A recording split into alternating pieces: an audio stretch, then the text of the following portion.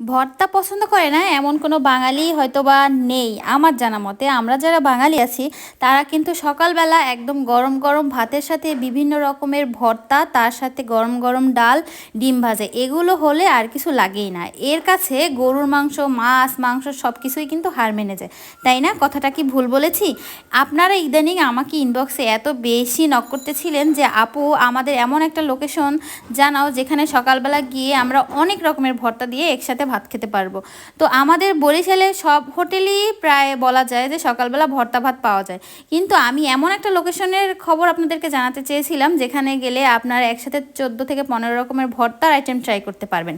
তো আমি এমন একটা লোকেশনের খবর জেনে আজকে নিজেই চলে এসেছি। আমি অনেক বেশি ভর্তা প্রেমী একজন মানুষ, আমি ভর্তা দিয়ে ভাত খেতে অনেক বেশি পছন্দ করি।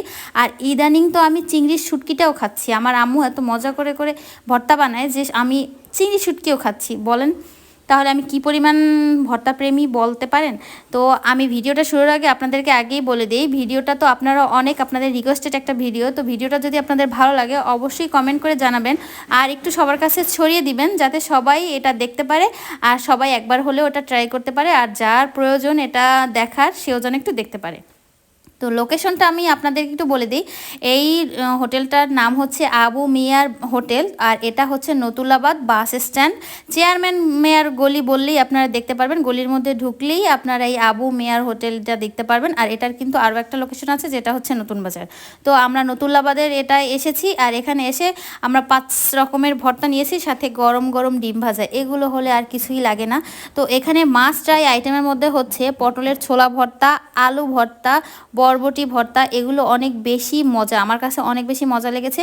তো আমার কাছে বেগুন ভর্তা অনেক ভালো লাগে, বাট আমার অনেক অ্যালার্জির প্রবলেম দেখে আজকে এখানে বেগুন ভর্তাটা ট্রাই করতে পারিনি।